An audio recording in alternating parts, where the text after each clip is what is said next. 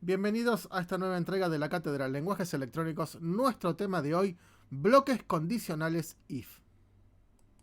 Un bloque if sirve para comprobar si una condición determinada es cierta, o sea, true o 1. Recordemos que true es una constante que representa el número 1. O falsa, false o 0. Recordemos que false también es una constante que representa el 0. Por lo tanto, es igual de válido poner false o 0 o poner true o 1.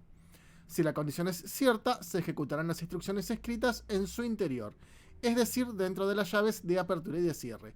Si no se cumple, puede no pasar nada, o bien, si existe tras el bloque if el bloque else, que es opcional, se ejecutarán las instrucciones escritas en el interior de ese bloque. Recordemos que if en inglés era si, y else vendría a ser o vendría a traducirse como si no. Vemos la sintaxis. Para el caso 1, si se cumple una condición, si esa condición es verdadera, podemos ejecutar un conjunto de instrucciones que se encuentran dentro de las llaves. En el segundo caso tenemos una condición if. El primer conjunto de instrucciones se ejecuta si esa condición es verdadero o true. Y tenemos la opción else, o sea, si no. Si no se cumple la condición, se va a ejecutar el segundo conjunto de instrucciones que están dentro de la estructura del else o dentro de sus llaves. Y recordemos que dentro de esas llaves puede tratarse de una o más instrucciones. Es posible anidar bloques if uno dentro de otro sin ningún límite. Es decir, se pueden poner más bloques if dentro de otros bloques if o else, si así lo necesitamos. En este caso, en el caso de la sintaxis, si se cumple la condición, se ejecutan las primeras instrucciones. Else, o sea, si no, tenemos otra comparación. If, otra condición más, y se van a ejecutar las instrucciones que se encuentran dentro de sus llaves. Si no se cumple tampoco esa condición, tenemos otro else con otro if, donde va a comparar otra condición más, y tenemos una tercera o un tercer bloque de instrucciones dentro de esas llaves. El último else corresponde al primero de los if. Y vendría a ser si no se cumple la primera de las condiciones. Cuidado, porque al anidar los bloques if con otros if dentro de ellos, podemos perder el control de lo que estamos haciendo, y siempre conviene intentar para saber exactamente en qué nivel estamos dentro de las condiciones cuando se encuentran una dentro de otra. Aparte de conocer esa sintaxis, también tenemos que conocer cuáles son los operadores de comparación. Así, cuando necesitamos comparar dentro del if dos condiciones, podemos hacerlo correctamente, y son los que vemos en pantallas. Un doble igual para la comparación de igualdad, un signo de admiración y un igual para la comparación de diferencia, un mayor para la comparación mayor que, mayor e igual para la comparación mayor o igual que, un menor para la comparación menor que, y un menor o igual para la comparación menor o igual que.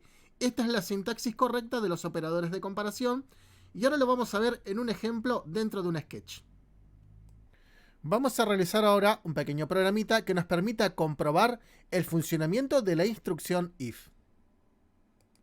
He conectado a la computadora ahora el Arduino Nano para poder probarlo tal como estábamos usando anteriormente. Vamos a verificar, tenemos la placa correctamente configurada, Whole Bootloader, y la tengo conectada en el COM3. Y vamos a ver algunas instrucciones que no habíamos estudiado anteriormente. Primero, he declarado una variable int, o sea, un número entero. Recordemos que anteriormente habíamos dicho que un número entero podía contener un valor entre menos 32.768 y más 32.767. En la parte de la estructura setup hemos declarado serial begin 9600, que me carga los controladores, o las rutinas mejor dicho, para poder utilizar el puerto serie desde el Arduino a la computadora. Anteriormente habíamos enviado datos, pero esta vez yo voy a enviar datos desde la consola de la computadora al Arduino propiamente dicho, a una velocidad, recordemos, de 9600 baudios, como está declarado en la instrucción. ¿Y qué va a suceder? Ahora tenemos una nueva instrucción, que es serial available. Lo que va a hacer esta instrucción, serial available, es comprobar si en el buffer de datos del microcontrolador existen datos. Cuando yo envío datos desde la computadora al microcontrolador, el microcontrolador posee una unidad interna por hardware que se encarga de las comunicaciones. Esa unidad interna almacena los datos que yo le envío.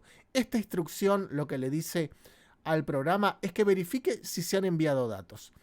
Vemos que la sintaxis de la instrucción available devuelve el número de bits o caracteres disponibles para ser leídos que provienen desde el exterior a través del canal serie, vía USB o vía los pines transmisión y recepción.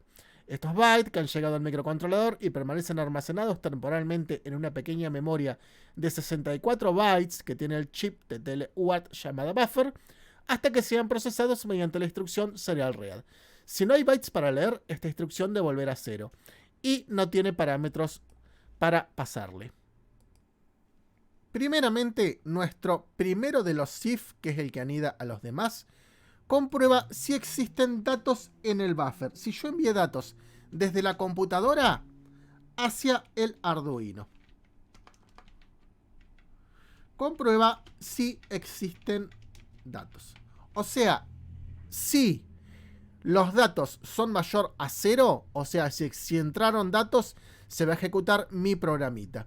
¿Y qué va a suceder? La variable número se va a cargar con el dato que yo envié, gracias a la instrucción serial parse int. Serial parse int toma un valor, lo transforma en un número entero y en este caso queda almacenado en la variable número.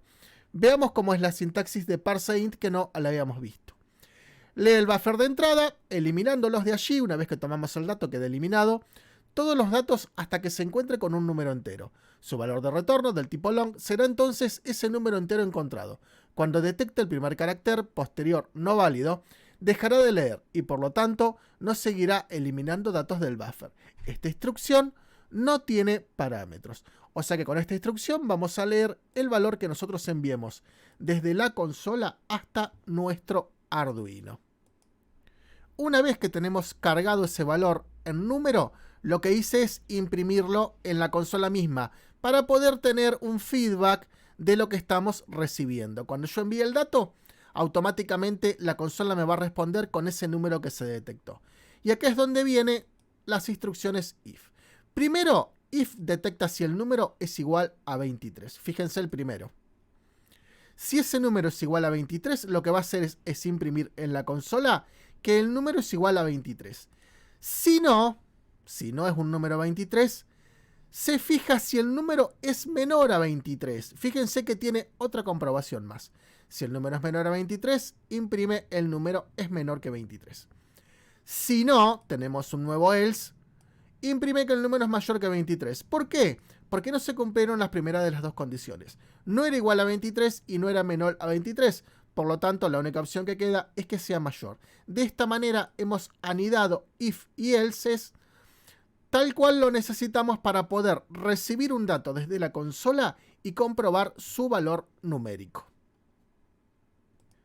Fíjense el detalle que yo he indentado. El primero de los if tiene que estar con su llave al mismo nivel. Y luego cada if con su else tiene que estar la llave al mismo nivel del if y del else. Así de esa manera yo puedo verificar en qué parte de la estructura me encuentro. De otra manera, si yo escribiera todo contra el margen izquierdo, sería completamente confuso a la hora de depurarlo, porque no sabríamos exactamente dentro de qué if o de qué else nos encontramos. No olvidar que el hecho de intentar, de ir haciéndolo por niveles, es mucho más sencillo a la hora de leer el programa y poder encontrar algún error. Vamos a cargarlo y vamos a comprobar si funciona. Lo voy a compilar y lo voy a subir. Y ahora, para poder comprobar el funcionamiento, vamos a abrir la consola de comunicaciones que trae incorporado el IDE de Arduino. Esperamos que cargue. Y ahí lo tenemos. No recibimos ningún mensaje de error. Y vamos al monitor serie. Ahora dijimos que mi programa va a tomar el número que yo envíe y me va a responder si es igual a 23, si es menor o si es mayor. Veamos. Vamos a enviar 12 y le vamos a hacer enter o vamos a escribir enviar. Y ahí lo tenemos. El número 12 es menor que 23. Probemos otro número. Por ejemplo, el 23. Que habíamos hecho la comprobación. El número 23 y pone que es igual a 23. Y si ponemos un número mayor, un número cualquiera, le damos enter y nos comprueba que el número es mayor que 23. O sea, en este caso, los tres if nos está haciendo la comprobación que habíamos escrito de manera correcta. Y este pequeño programita sirve de ejemplo de cómo se puede utilizar el if para realizar comprobaciones y poder saber si ciertos datos son valederos o no. Recuerden que aquí sale el número que yo envié porque había impreso primero con la instrucción serial print número a propósito el número que había enviado a la consola para poder comprobar que se había recibido correctamente, ¿no? Vamos a realizar una modificación al programa y vamos a agregar una funcionalidad. Fíjense esto. En algunos casos, aparte de recibir el número que enviaba, también recibía un carácter de control. Y lo que hice es que si el número es mayor a 0, ejecuta el programa, si no, no. Fíjense que agregué otro if y lo anidé todo el código que yo tenía dentro de él. Por lo tanto, fíjense que intenté una vez más. Y miren qué error se produce en algunos casos con la comunicación. Vamos a enviar esto y vamos a comprobar el error. Y esto es común que suceda. Yo envío un número cualquiera y se envía el número. Pero aparte, fíjense que aparece un número 0 de la nada. El programa funciona correctamente, pero ese número 0 aparece porque la instrucción parseInt me está detectando los caracteres de control que envía la consola. La consola, aparte de enviar el número, envía ciertos caracteres. Por ejemplo, el enter. ParseInt me detecta ese enter y me aparece agregado un número más que, como parseInt detecta números enteros y no es un número entero, sino que es un carácter de control, me lo transforma en un número 0. Por lo tanto, fíjense qué error se produce y yo tengo corregido eso con un ejemplo más, en donde he comprobado si el número que me devuelve no es un 0. Así, de esa manera, evito errores a la hora de enviar los datos. Esto es propio de las comunicaciones y es por el funcionamiento interno de la unidad de comunicaciones del microcontrolador. Y vamos a agregar ahora una funcionalidad, que son los operadores lógicos. Fíjense que los operadores lógicos me permiten agrupar comparaciones dentro del mismo if. Dos veces ampersand comprueba que las dos condiciones sean ciertas. Si yo coloco dos condiciones dentro del mismo paréntesis del if, ambas tienen que ser ciertas para que el if ejecute su código. Dos líneas verticales comprueba que al menos una de las dos condiciones sea cierta y equivale a un OR. Las dos líneas, la línea vertical la tienen al lado del número 1 en el teclado en español. Y luego tenemos un signo de admiración que es un not, una negación que comprueba que no se cumpla la condición a la que precede. Veamos cómo funciona. Supónganse que yo quiero comprobar, por ejemplo, si el número es igual a 23 o vamos a utilizar el OR. Vamos a colocar las dos barras.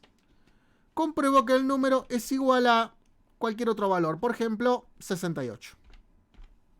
Ahí está. Entonces ahora me va a imprimir que el número es un 23 o un 68. Lo que va a hacer acá es que nuestro if ahora va a detectar dos casos en particular, el número 23 y el número 68. Y puedo seguir agregando yo instrucciones. Podría agregar otro OR y agregar otro número más. Vamos a probar así ahora cómo funciona. Vamos a subirlo.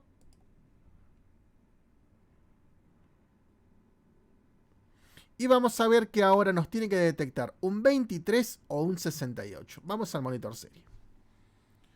Ponemos un 12, por ejemplo, y el número es menor. Ponemos un 45 y el número es mayor que 23. Ahora detectaba el 23 o el 68. Ponemos el 23 y dice que es un 23 o un 68. Si pongo el 68, también me lo detecta. O sea, ahora está funcionando. Con los operadores lógicos podemos realizar combinaciones dentro del paréntesis del if. Y de esa manera, en un mismo if, podemos detectar varias condiciones. Si esas condiciones, en el caso del OR, se cumple una u otra, se ejecuta el código. Si yo hubiera puesto un AND, se tiene que cumplir ambas condiciones. En este caso no puedo, porque un número nunca va a ser igual a 23 y a 68 a la vez. No puedo utilizar acá un AND. Pero en otros casos necesitamos comprobar dos cosas a la vez y esto es perfectamente útil e incrementa la potencia de los bloques de comparación. Bien, esto todo por hoy y nos encontramos en la próxima clase.